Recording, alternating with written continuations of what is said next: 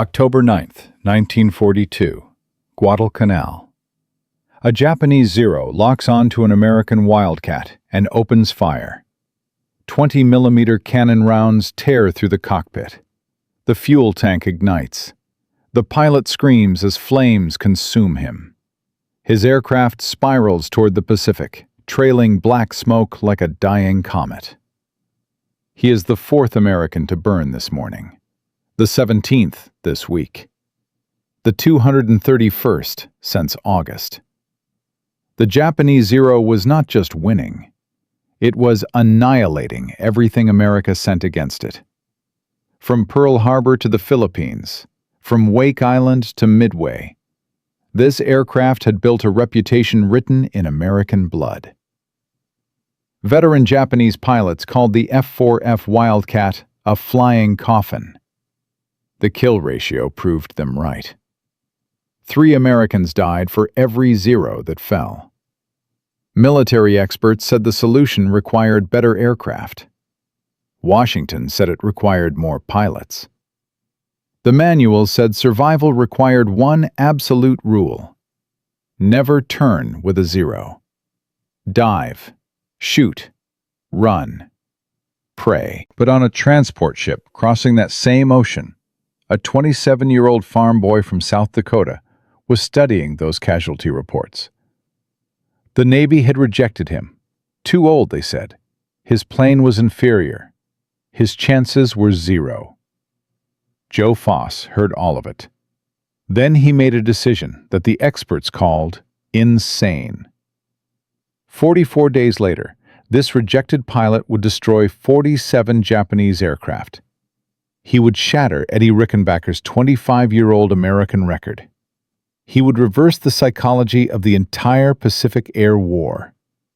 The hunters would become the hunted. And every expert who had laughed at him would be forced to rewrite their manuals. This is how one stubborn farmer broke the myth of the invincible Zero. The math of death. Henderson Field in October 1942 was where American pilots went to die.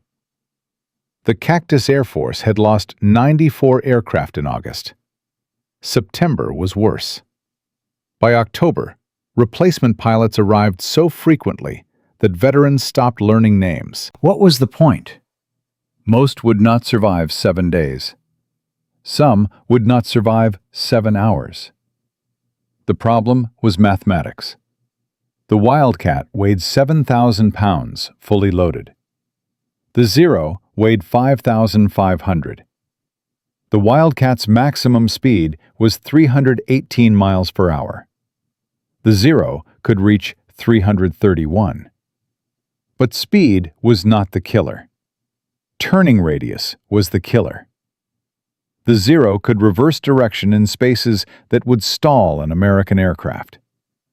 Japanese pilots had perfected a lethal technique. Bait the Wildcat into a turning fight. Wait for it to bleed energy. Strike from angles the heavier plane could never match.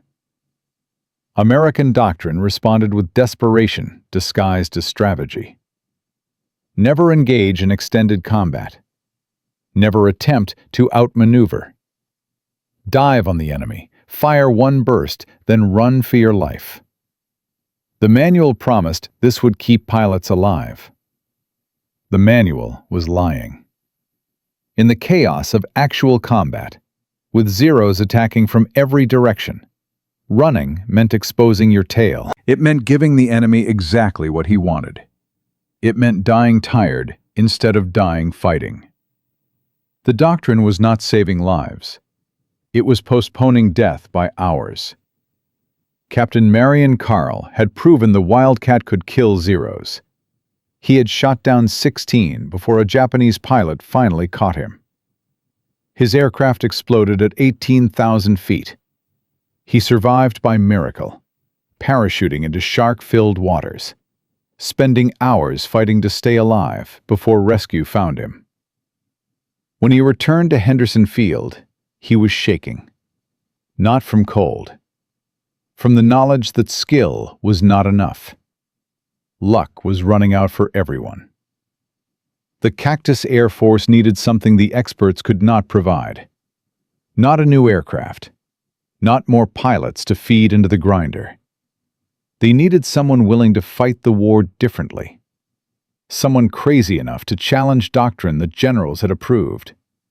Someone stubborn enough to bet his life on an idea everyone called suicide. That someone was loading onto a transport ship. He had been rejected twice. He was 2 years past the age limit. He was about to enter the deadliest airspace on Earth, with nothing but a theory learned from hunting rabbits in South Dakota's snow. The farmer who would not die. Joe Foss was born to poverty in 1915. His family's farm outside Sioux Falls had no electricity. No paved roads connected it to anything. His childhood was measured in hunger, in cold that cracked skin, in work that never ended and rarely paid. The Great Depression destroyed what little they had. Crops died, livestock starved, money became a memory. The Foss family survived because young Joe hunted, not for sport, for dinner. His father handed him an old shotgun with a single rule: do not waste ammunition. Every shell costs money we do not have. Miss too many times, and the family does not eat. Joe learned fast. A jackrabbit runs in zigzags. It changes direction without warning. If you aim where it is, you hit empty air. If you want to eat, you aim where it will be. This was not shooting. This was prediction. Calculating speed, angle, trajectory in heartbeats. Training his brain to solve moving problems faster than conscious thought allowed. Joe Foss did not know it yet, but he was programming himself for air combat over frozen South Dakota fields. At 18, he watched Marine Corps pilots roar overhead at an air show. Something ignited inside him. He told his father that flying was his future. 3 months later, his father was dead. Joe abandoned his dream to save the farm. For 6 years, he worked dirt by day and studied flight manuals by night. He washed dishes in restaurants to pay for flying lessons. 20 minutes of instruction cost a week of wages. He did not complain. He did not quit. He clawed toward the sky, one exhausted dollar at a time.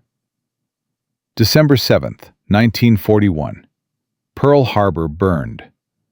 Joe Foss was 26 years old. He ran to the Navy recruiting office, ready to fight, ready to die if necessary. They rejected him. Maximum age for fighter pilots was 25. Regulations were clear. His war would be spent training younger men, then watching them ship out to die in the Pacific. The experts thought that ended his story. They did not understand what poverty teaches a man. They did not understand that Joe Foss had spent his entire life being told no. Too poor for education. Too rural for opportunity. Too old for combat. He had learned that no was just the first word in a negotiation. Foss found a loophole in Marine Corps Reserve paperwork. He slipped through. They made him an instructor at Pensacola. For 9 months, he trained boys who called him sir and trusted him with their lives. Then he watched them leave for the Pacific. Letters came back. Some contained medals. Most contained condolences. The guilt became unbearable. Foss wrote complaints to every officer who would read them. He demanded combat assignment. He made himself so annoying that command finally relented, just to restore peace. October 1942. Transport ship. Destination, Guadalcanal. He was 27 years old. He was flying an aircraft everyone called inferior. He was about to prove every expert in the American military wrong. The idea they called Suicide. Joe Foss arrived at Henderson Field and immediately understood why veterans had stopped hoping. Aircraft wreckage lined the runway like tombstones. Pilots moved with a hollow efficiency of men who expected to die soon. The briefing officer delivered doctrine like a funeral prayer. Never turn with a zero. Dive, shoot, run. Follow the rules, maybe survive. Foss listened. He nodded. He walked to his assigned Wildcat and ran his hands along bullet scars from previous pilots who had not come back. His mind was elsewhere. He was remembering snow, wind, a jackrabbit cutting left across frozen prairie, and he was realizing something the doctrine writers had missed entirely. You do not have to outfly the zero. You have to outthink it. The manual assumed combat required matching the enemy's agility. It demanded reactions. But reactions meant you were always behind. The zero turned, then you responded. Then you died because responding is slower than initiating.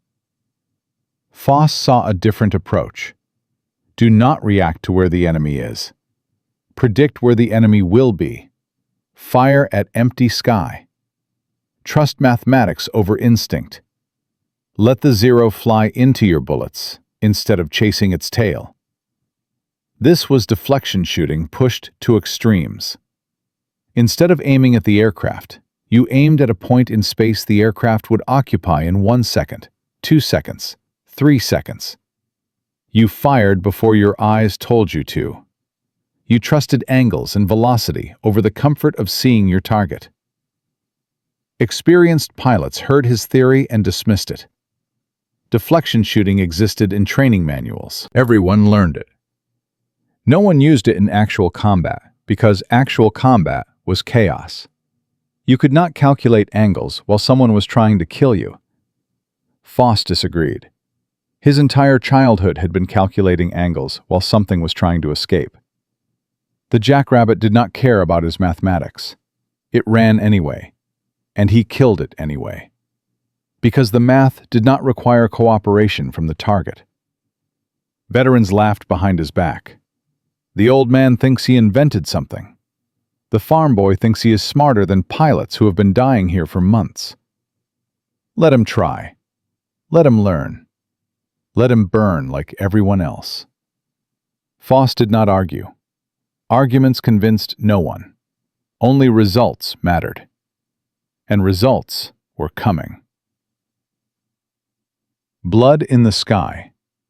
October 13th, 1942. Japanese bombers appeared over Guadalcanal with zero escort. American Wildcats scrambled. Joe Foss climbed into chaos for the first time. The sky became a spinning nightmare of aircraft, smoke, and tracer fire. Foss felt fear clawing at his chest. Every instinct screamed to run. The doctrine echoed in his skull. Never turn with a zero. Dive, shoot, run. Then he saw it. A zero sliding behind one of his wingmen. The American pilot had no idea. He was focused forward, fighting his own battle. Death was closing from behind at 300 miles per hour. Doctrine said, save yourself. Let the wingman die. Run for home. Foss refused. He rolled toward the zero but did not aim at it. He aimed at nothing. Empty air ahead of the Japanese aircraft. A spot in space where the enemy would be if he continued his attack run. It felt wrong. Every instinct rebelled. You do not shoot at nothing. He fired anyway. A long burst of 50 caliber rounds streaming into vacant sky. The Japanese pilot never changed course. He was locked onto his target. He was committed. He was confident. He flew directly into the stream of bullets. The Zero's wings separated from the fuselage. The aircraft tumbled. Fire erupted. The enemy pilot was dead before he understood what had killed him. Silence filled Foss's cockpit.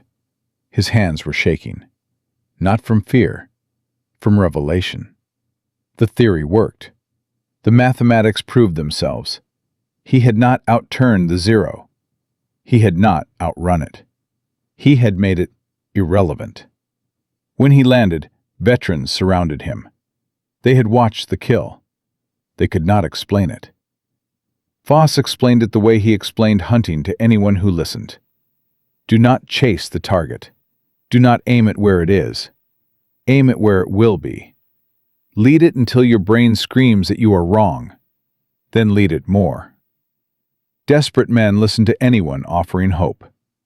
These pilots had watched friends die for months.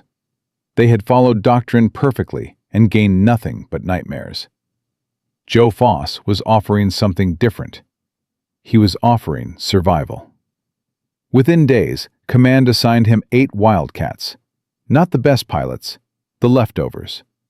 Replacements who had not lasted long enough to earn respect. Reporters saw this mismatched group and named them Voss's Flying Circus. The circus was about to rewrite the war. Cliffhanger, October 16th, 1942. 8 American Wildcats climbed toward 32 Japanese aircraft. 4-to-1 odds. Every calculation said massacre. Every expert predicted slaughter. Joe Voss did not hesitate. He had spent his whole life being told what was impossible. He had spent his whole life proving experts wrong. He ordered his pilots into formation, picked his first target, and began the hunt. What happened next would terrify Japanese command. It would shock American generals. It would transform Henderson Field from a graveyard into a killing ground. In Part 2, we will witness the flying circus tear through the enemy. We will see Joe Voss push his body beyond human limits, fighting zeros while malaria burned through his blood.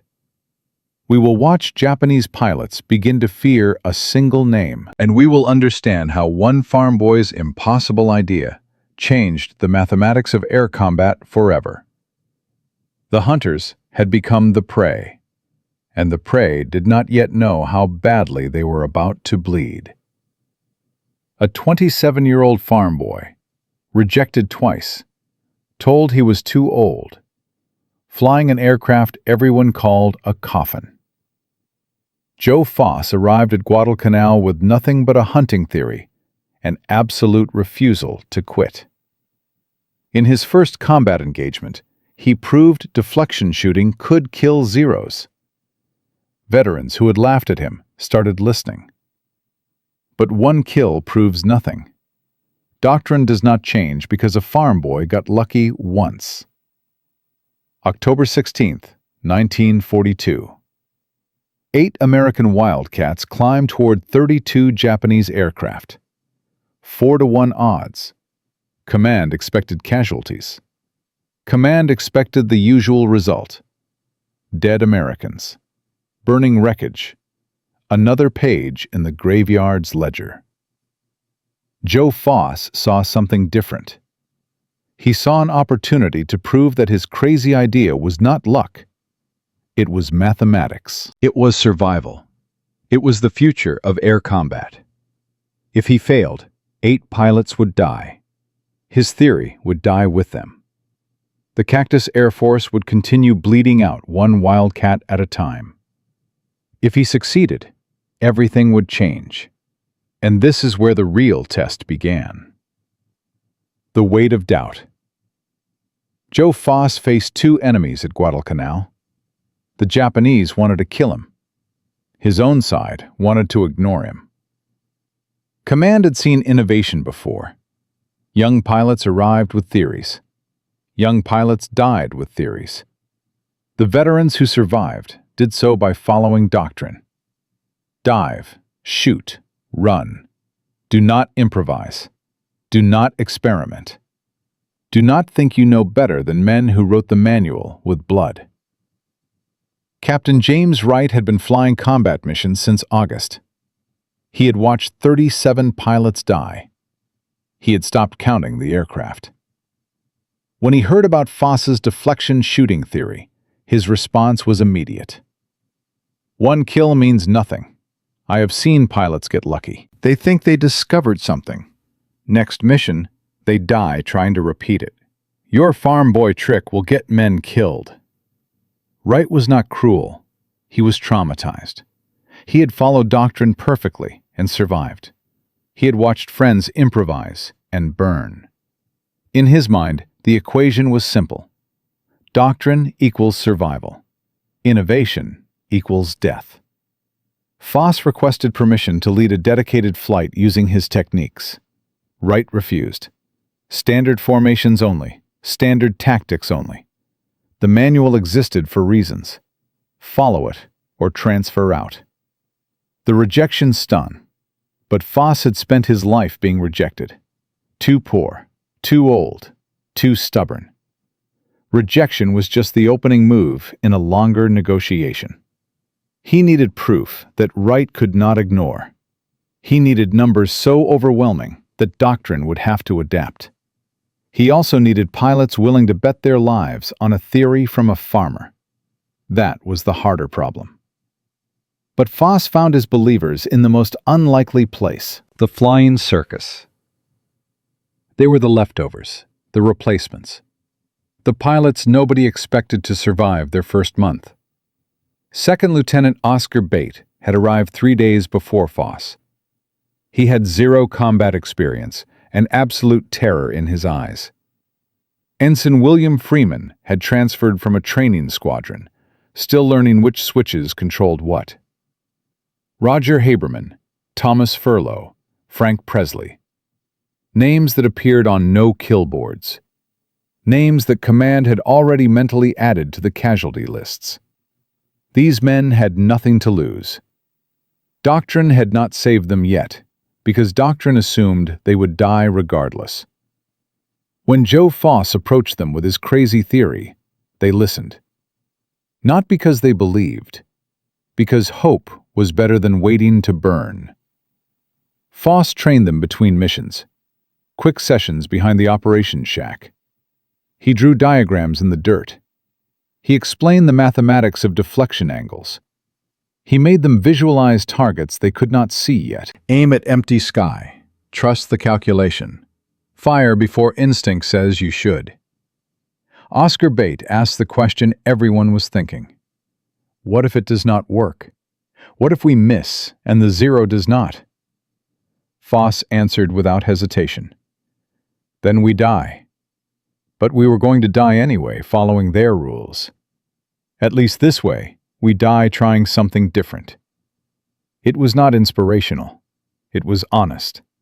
And honesty was more valuable than motivation to men who had seen too many lies dressed as briefings. Within a week, Foss had 8 pilots committed to his approach. Command noticed the informal training sessions. Captain Wright issued a warning. Unauthorized tactical modifications would result in disciplinary action. Foss smiled.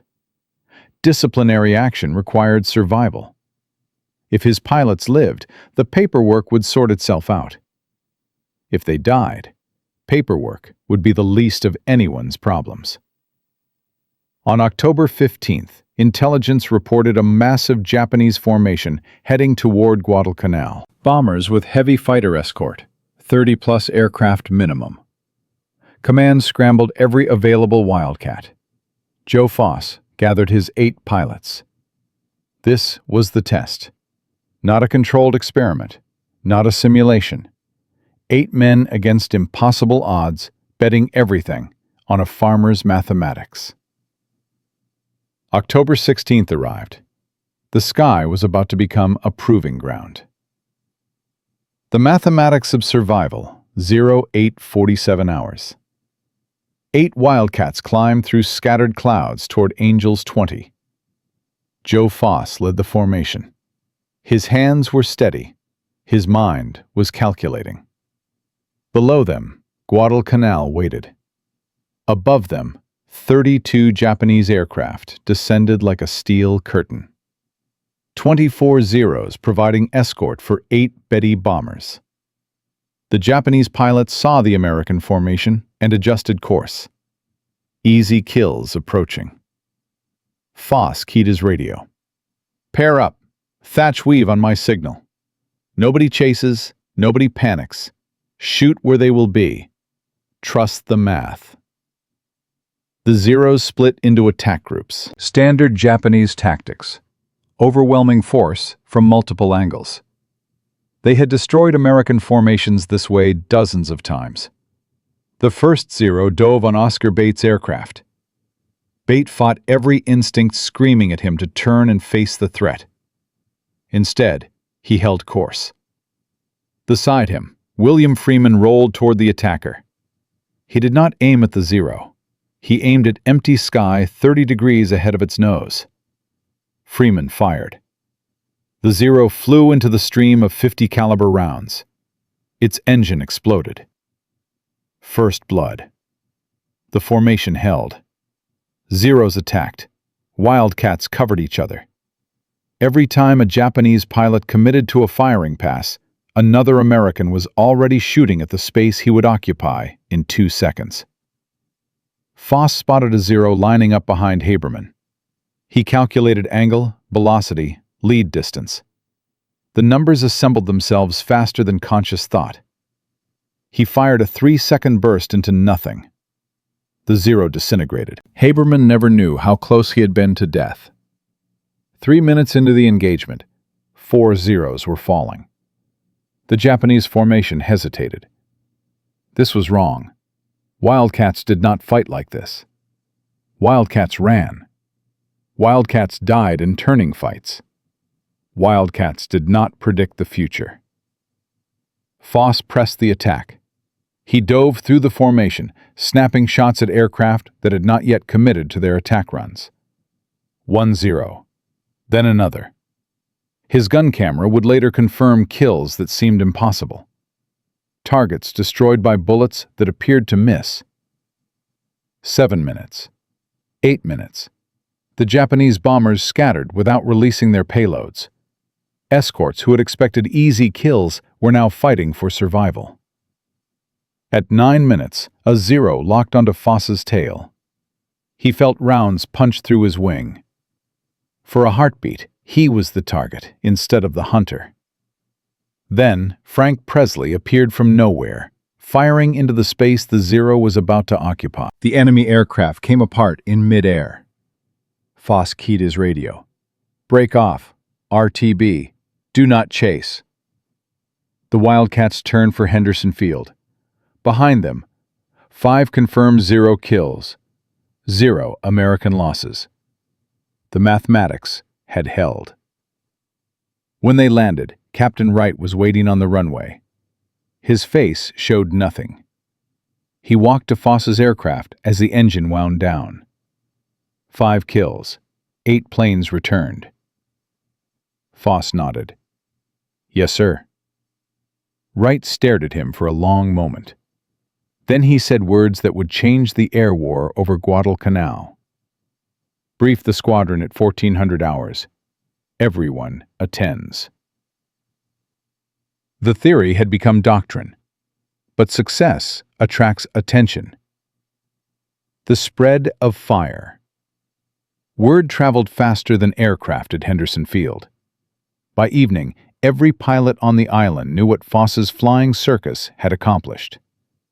5 kills against 4-to-1 odds. No losses. A result that violated everything experienced pilots believed possible. Foss briefed them all. He drew diagrams on a chalkboard.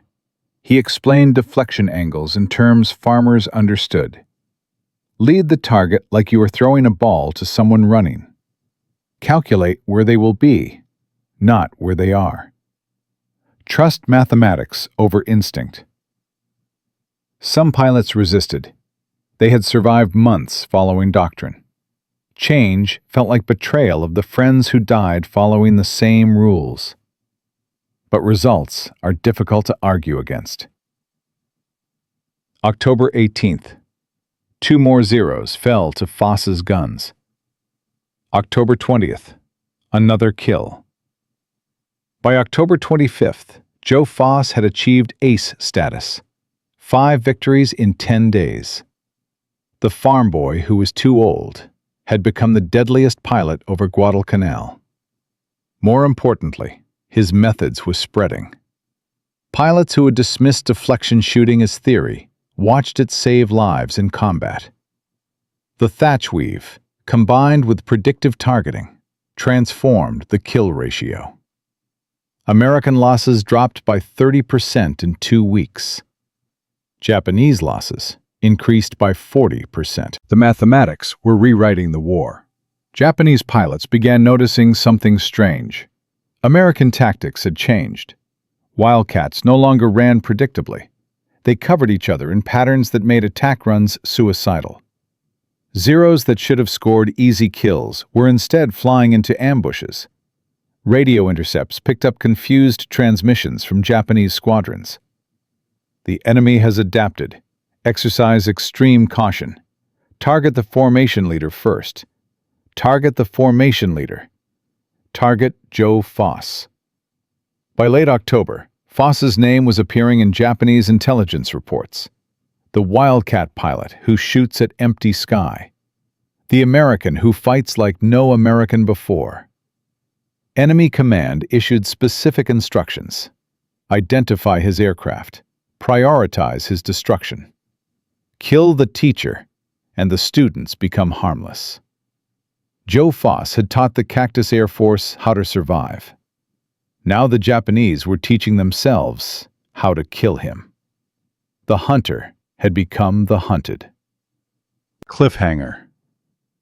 November 1942.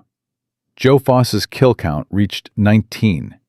His flying circus had transformed air combat over Guadalcanal. American pilots were surviving. Japanese pilots were dying. The mathematics were winning, but the enemy was not stupid. They were learning, adapting. Japanese veterans studied the patterns that killed their friends. They developed counter-tactics. They identified the specific aircraft flown by the American ace. On November 7th, Japanese command launched a coordinated operation with one objective: destroy Joe Foss. Elite pilots, specialized tactics, a trap designed by men who had watched dozens of their comrades die to the farmer's impossible shooting. In Part 3, we will witness the most dangerous day of Joe Foss's life. We will see him shot down, not once, but twice in 72 hours.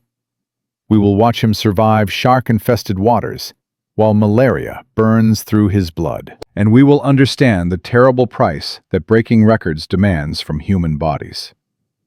The Japanese had decided that if they could not defeat the technique, they would kill the teacher. They were about to discover that Joe Foss was even harder to kill than his legend suggested.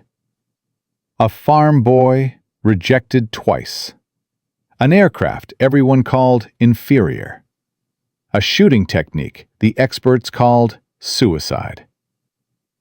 Joe Foss arrived at Guadalcanal with nothing but mathematics and stubbornness. In 30 days, he transformed the Cactus Air Force from prey into predators. His flying circus proved that deflection shooting could kill Zeros. His method spread through the squadron like fire. American losses dropped 30%. Japanese losses climbed 40%. The hunters had become the hunted, and the hunted were not happy about it. By late October 1942, Joe Foss's name appeared in Japanese intelligence reports. Enemy command issued specific orders: identify his aircraft, prioritize his destruction, kill the teacher before he creates more students. On November 7th, they tried. Elite Japanese pilots, coordinated tactics.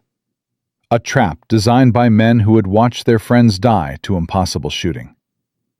This was not random combat. This was assassination. Joe Foss was about to learn that breaking records demands payment in blood. The enemy adapts. Japanese command was not stupid. They were methodical. They were patient.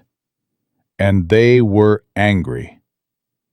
The reports arriving at Rabaul told a story that violated everything experienced pilots believed. American Wildcats were no longer running. They were fighting in coordinated pairs. They were shooting at empty sky and somehow hitting targets. Kill ratios that had favored Japan for 11 months were reversing. Vice Admiral Junichi Kusaka read the casualty figures. 17 Zeros lost in 2 weeks over Guadalcanal. Not to anti-aircraft fire. Not to accidents. To wildcats that should have been easy prey. Something had changed. Intelligence identified the problem. A single pilot was teaching new tactics. Radio intercepts mentioned his name repeatedly. Foss. The American who predicted the future. The farmer who turned mathematics into murder. Kusaka summoned his best pilots. Lieutenant Commander Tadashi Nakajima had shot down 9 Americans. Lieutenant Junichi Sasai had 11 kills. These were not ordinary aviators. These were hunters who had never failed. Their orders were explicit. Find the aircraft marked with the distinctive nose art. Destroy it. Kill the pilot. End the threat before it spreads further. November 7th, 1942. A massive Japanese formation approached Guadalcanal. Bombers as bait. Elite Zero pilots hidden in cloud cover above. The trap was set. Joe Foss scrambled with his flight. He climbed toward the bombers. He calculated angles. He prepared to hunt. He never saw the killers diving from above. The Japanese had learned from their deaths. Now they would teach Joe Foss about his. Falling from the sky. The first burst hit Foss's engine. The second shredded his cockpit. Cannon rounds punched through metal inches from his head. His Wildcat screamed and shuddered. Smoke filled everything. Foss fought the controls. The aircraft would not respond. Oil sprayed across his windscreen. Temperature gauges spiked toward destruction. He was falling at 300 miles per hour, toward jungle that would kill him as surely as the ocean. He lined up 2 zeros before his guns died. 2 kills, then nothing. His aircraft was finished. Foss bailed out at 8,000 feet. His parachute deployed. He watched his Wildcat slam into trees and explode. Japanese pilots circled above. For a moment, he thought they would strafe him. They did not. Perhaps they believed the jungle would finish what they started. Ground teams found him before nightfall. Bruised, bleeding, alive. The doctors examined him and found something worse than bullet wounds. Malaria. The parasite had been building in his blood for weeks. Fever was coming, the kind that killed men even without enemy help. Command ordered rest. Foss refused. 2 days later, he was back in a cockpit, November 9th. Foss spotted a Japanese float plane over open water. Easy target. Revenge for the ambush. He dove and lined up the kill. He never saw the rear gunner. The burst caught his engine perfectly. For the second time in 72 hours, Joe Foss's aircraft died around him. But this time, there was no jungle below. Only ocean. Shark-infested Pacific Ocean 10 miles from land. He ditched hard. The Wildcat sank in 30 seconds. Foss surfaced alone, treading water, watching fins circle. The sharks tested him. The malaria burned him. Death was patient, but Joe Foss was more stubborn than death. Survival. The Pacific Ocean is not cold near Guadalcanal. It is warm enough to keep a man alive for hours. Warm enough to attract sharks that sense blood from miles away. Joe Foss had cuts on his hands from the crash. The sharks smelled him immediately.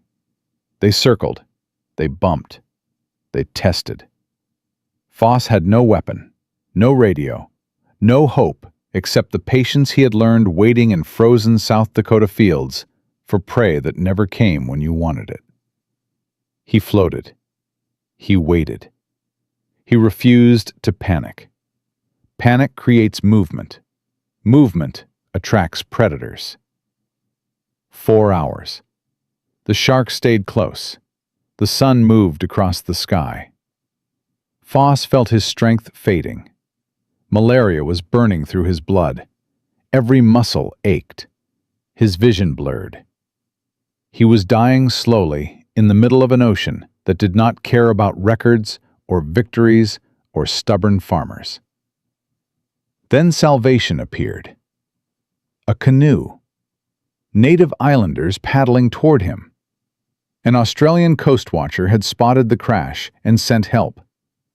The islanders beat the water with their paddles. The sharks scattered. They pulled Foss aboard. He was hypothermic. He was delirious. He was alive. Back at Henderson Field, the doctors finally won the argument. Joe Foss was grounded. Malaria, exhaustion, injuries from 2 crashes in 3 days. His body had paid the price his mind refused to acknowledge. For 2 weeks he lay in a hospital bed, fever shaking him, sweat soaking his sheets. Outside, his flying circus continued fighting. Outside, the war continued without him. Japanese intelligence received reports. The American ace was dead, killed in combat. The threat was eliminated. They were wrong. The Return. November 30th, 1942. Joe Foss climbed out of his hospital bed against medical orders. He had lost 30 pounds. His skin was yellow. His hands trembled. He looked like a ghost wearing a flight suit. He flew anyway. The first Zero never saw him coming. Foss dropped from altitude and fired a short burst into empty sky. The enemy aircraft flew into the stream of bullets and disintegrated. Kill number 20. Over the next 6 weeks, Joe Foss became something beyond human. He flew with malaria burning his blood. He flew with exhaustion clouding his vision. He flew when doctors said flying would kill him faster than the Japanese. December brought more kills. 21, 22, 23. Each victory cost him energy his body could not spare. Each landing left him weaker. His wingmen watched him climb from cockpits shaking so badly he could not walk without support. They also watched him climb back in the next morning. January 1943. Joe Foss reached 23 confirmed kills. 3 more and he would break Eddie Rickenbacker's record. 25 years that number had stood. The greatest American ace of World War I. A legend untouchable by mortal pilots. Joe Foss was 3 kills away from becoming immortal. But his body was dying. January 15th would decide everything. The record, the war, and whether Joe Foss would survive his own legend. The Day of Records. January 15th, 1943. Dawn. Henderson Field. Intelligence reported a massive Japanese convoy approaching Guadalcanal. The Tokyo Express. Destroyers loaded with troops and supplies. Heavy fighter escort. The largest air operation in months. Doctors ordered Joe Foss to stay grounded. His fever had spiked overnight. His hands were shaking worse than ever. Flying in this condition was not courage. It was suicide. Foss waited until the doctors left. Then he walked to the flight line. His ground crew saw him coming. They did not argue. They had learned that arguing with Joe Foss was pointless. They helped him into his cockpit. They strapped him in when his hands failed. They watched him taxi toward a sky that wanted to kill him. 08:47 hours. 12 Wildcats climbed toward the largest aerial battle Guadalcanal had ever seen. Zeros everywhere. Bombers in tight formation. Tracers filling the air like rain. Foss's vision blurred from fever. He blinked. He focused. He calculated. A zero dove toward his wingman. Foss rolled without hesitation. He aimed at empty sky. He fired. The zero flew into the burst. Its wings separated. It tumbled toward the ocean. Kill 24. Another zero attacked from above. Foss pulled hard. The fever made his movements slow. Too slow. Rounds punched through his tail. His aircraft shuddered. He kept flying. A second enemy committed to a diving pass. Foss watched it come. He calculated angle and velocity through a haze of fever and pain. He fired before his eyes told him to. The zero exploded. Kill 25. Rickenbacker's record tied. The battle raged around him. Wildcats and zeros spinning through smoke and fire. American pilots using techniques Foss had taught them. Deflection shooting everywhere. The mathematics he had brought from South Dakota spread across the sky like a virus. Then Foss spotted one more target. A Japanese float fighter trying to escape, climbing hard, running for cloud cover. His hands shook on the stick. His vision narrowed to a tunnel. Every instinct screamed to break off, to go home, to survive. Joe Foss had never listened to that voice. He was not going to start now. He calculated the lead. Long range, extreme angle. The kind of shot that should miss. The kind of shot only a farmer who had spent 20 years predicting movement would attempt. He fired.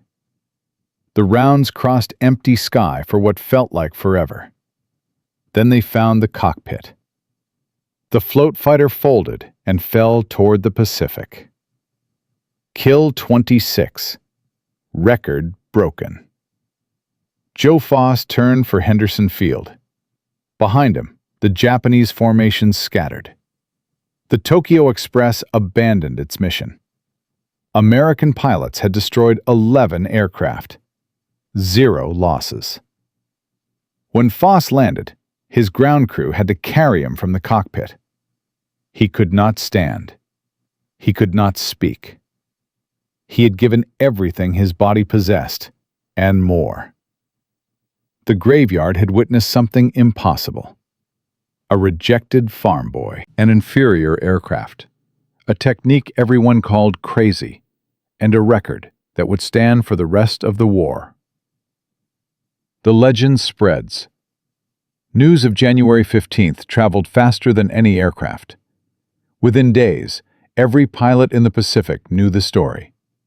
Joe Foss, 26 kills, the farm boy who broke Rickenbacker's record while dying of malaria. The American who taught wildcats to hunt zeros. His methods became official doctrine. Deflection shooting drills entered every training program. The thatch weave spread to every squadron. Within 6 months, American kill ratios had completely reversed. For every wildcat lost, 3 zeros fell. Japanese command felt the shift like an earthquake. Their best pilots were dying. Their tactics were failing. The zero that had ruled the Pacific for 13 months was no longer invincible. Morale collapsed. Veterans who had once climbed into cockpits with confidence now hesitated. The Americans had adapted. The Americans were predicting the future. The Americans were hunting back. On May 18, 1943, President Franklin Roosevelt placed the Medal of Honor around Joe Foss's neck at the White House. Cameras flashed. Newspapers printed headlines. America had its ace of aces. But Foss knew what the medal truly represented. It was not genius. It was not bravery alone. It was endurance. The willingness to keep fighting past the point where bodies and minds should break.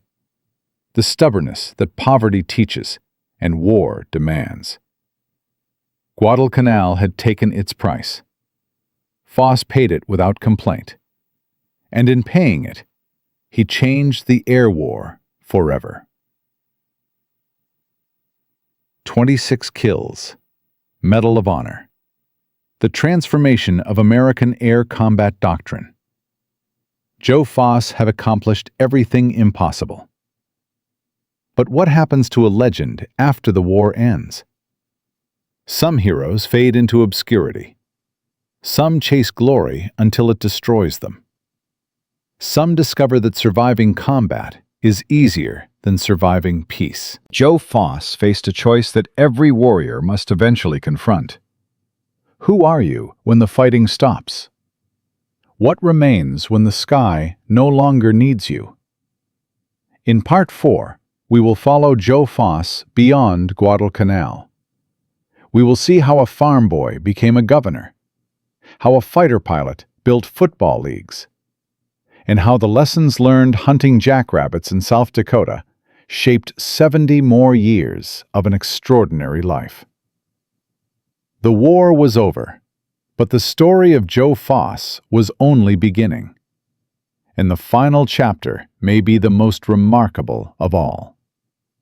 A farm boy rejected twice for being too old. An aircraft everyone called a flying coffin. A shooting technique the experts labeled suicide. Joe Foss took all of it to Guadalcanal and broke every prediction the military had made about him. 26 confirmed kills. Medal of Honor. The complete transformation of American air combat doctrine. He taught wildcats to hunt zeros and reversed the psychology of the Pacific War. But every legend faces a question that bullets cannot answer. What happens when the sky no longer needs you? Some heroes return home and fade into obscurity. Some chase glory until it destroys them. Some discover that surviving war is far easier than surviving peace. Joe Foss faced all three possibilities. This story has a final chapter that most people never hear, a twist that proves the man was even more remarkable than the pilot. Because Joe Foss did not stop fighting when the Japanese surrendered. He simply found different enemies, different skies, different ways to change the world. And the ending may be the most impossible part of all. The farmer returns. May 1943. Joe Foss stood in the White House as President Roosevelt placed the Medal of Honor around his neck. Cameras captured the moment. Newspapers printed the image across America. The farm boy from South Dakota had become the most famous pilot in the country. But fame does not cure malaria. Glory does not rebuild bodies broken by combat. Joe Foss left the Pacific weighing 40 pounds less than when he arrived. His hands still trembled. His fevers still came without warning. The doctors told him the truth. His fighting days were over. Guadalcanal had taken everything his body could give. Most men would have accepted that verdict. Most men would have rested on their laurels, given speeches, collected appearance fees, and slowly faded into comfortable obscurity. Joe Foss was not most men. He returned to South Dakota, not to retire, to work.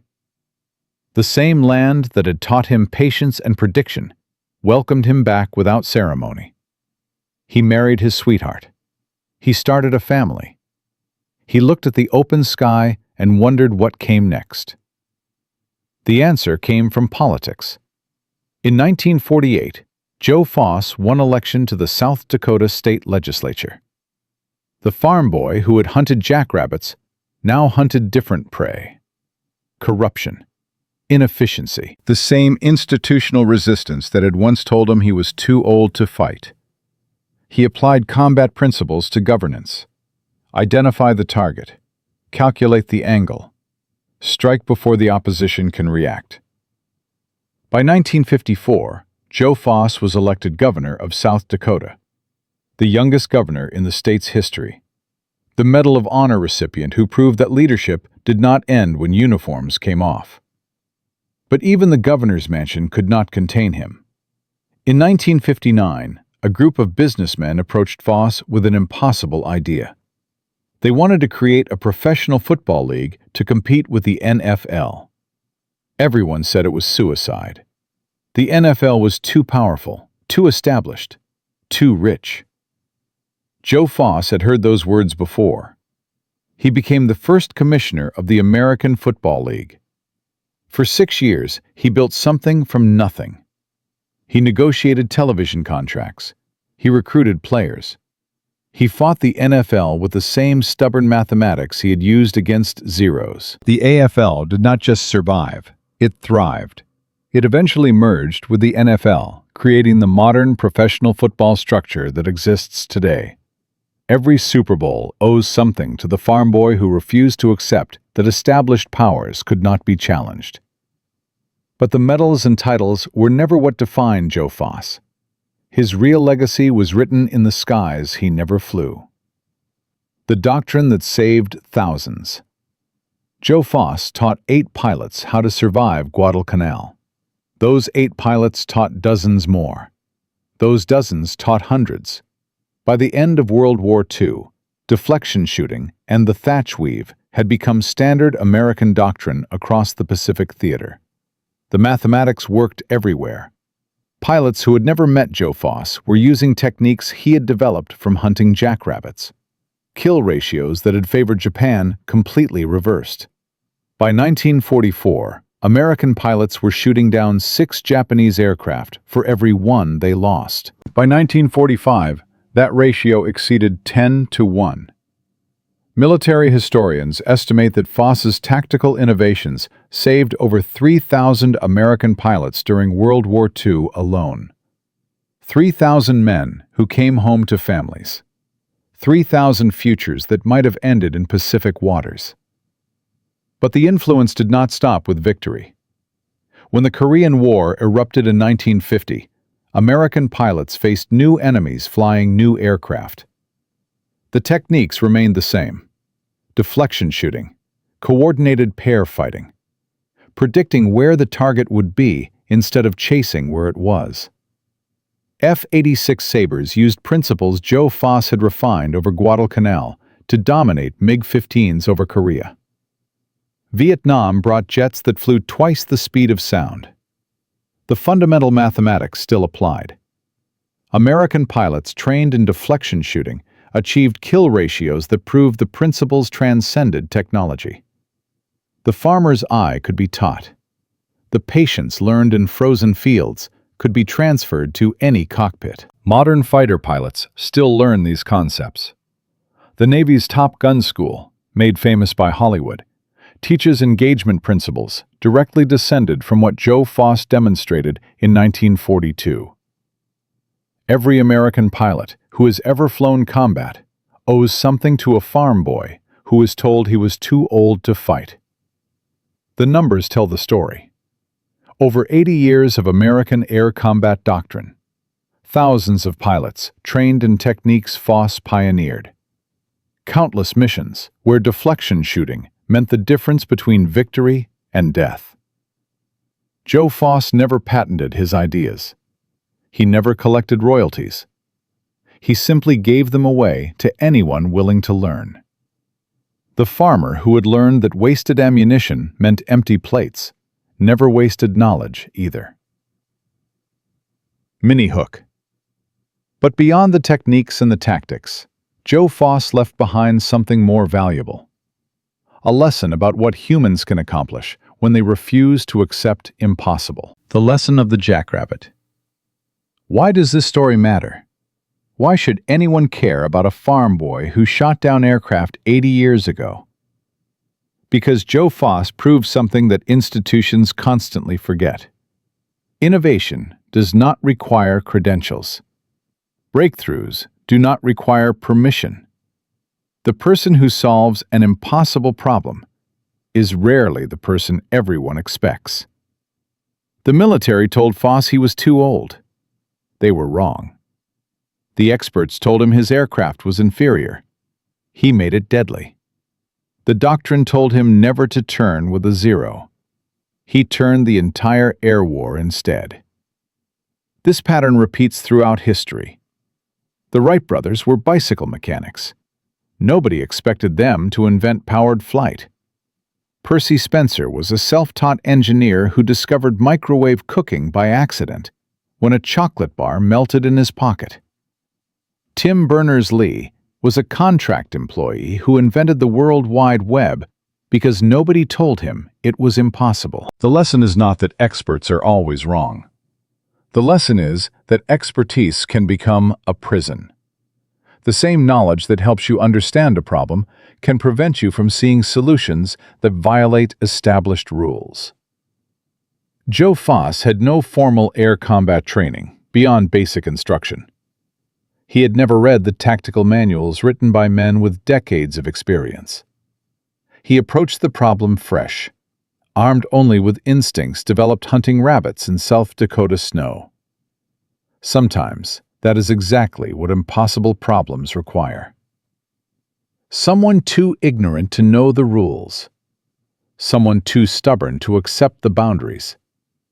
Someone who looks at a situation everyone agrees is hopeless and sees something different. Modern militaries struggle with this lesson. Bureaucracies reward compliance. Promotion systems favor those who follow procedure.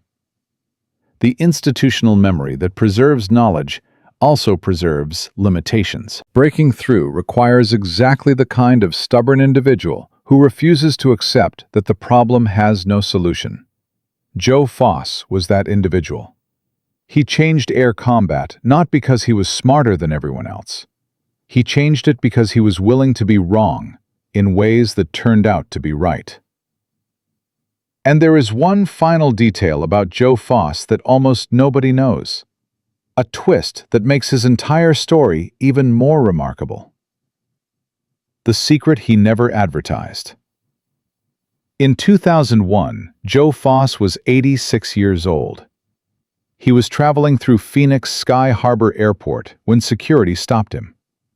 The Medal of Honor recipient, the most decorated pilot of World War II, the former governor, the man who had built professional football. Security guards demanded he remove his Medal of Honor. They said it could be used as a weapon. They did not recognize his name. They did not know his story. To them, he was just an old man with suspicious medal around his neck. Joe Foss did not argue. He did not pull rank. He did not demand special treatment. He simply removed the medal, let them examine it, and continued on his way. When reporters later asked about the incident, he shrugged. "I have been stopped before. I will be stopped again. The medal is not who I am. It is just what I did." That response revealed something about Joe Foss that no kill count could capture. He had never defined himself by his victories. He had never demanded recognition for his accomplishments. The same humility that allowed him to learn from jackrabbits kept him grounded for 87 years. Joe Foss died on January 1st, 2003, New Year's Day, as if he wanted to exit at a fresh beginning rather than a tired end. He was buried in Sioux Falls, South Dakota, the land that had made him. Full military honors, flags lowered, rifles fired in salute. But the most remarkable tribute came from the men who had flown with him 60 years earlier. Surviving members of the flying circus attended the funeral. Old men now, bodies broken by time and war. They stood at attention one last time for the farm boy who had taught them to hunt. Oscar Bate, who had been terrified in his first combat, spoke at the service. He said something that captured Joe Foss better than any medal or title ever could. He never asked us to do anything he would not do himself. He never pretended to be better than us. He just showed us that impossible was a word for people who had stopped trying. Conclusion. From a frozen South Dakota farm to the deadliest sky on Earth. From rejected pilot to Medal of Honor. From burning Wildcat cockpits to the governor's mansion. to the birth of modern professional football. Joe Foss lived more impossibilities than most people can imagine. He shot down 26 Japanese aircraft while fighting malaria. He survived shark-infested waters with nothing but patience. He taught an entire air force to hunt instead of run. He proved that age, equipment, and doctrine are just words until someone stubborn enough ignores them. The mathematics he learned hunting jackrabbits saved over 3,000 American pilots during World War II. His tactical principles still echo in every fighter squadron flying today. The AFL he built became half of modern professional football. The political career he crafted changed South Dakota for generations. All of it started with a simple refusal. Too old? No. Wrong aircraft? No. Impossible odds? No. Joe Foss heard every reason to quit and chose to see them as reasons to adapt. If you know a story like this, someone who changed history by ignoring what everyone said was impossible, share it in the comments. These tales deserve to be remembered. They remind us that the line between crazy and genius is often just the willingness to try. This was Joe Foss, farm boy, fighter pilot, governor, football commissioner, hunter. They called him crazy. Then he shot down 47 Japanese Zeros. Then he changed everything else, too. Because sometimes, the people who do not know something is impossible are exactly the people who need to try it. And that is how legends are truly made, not by following the rules, but by rewriting them.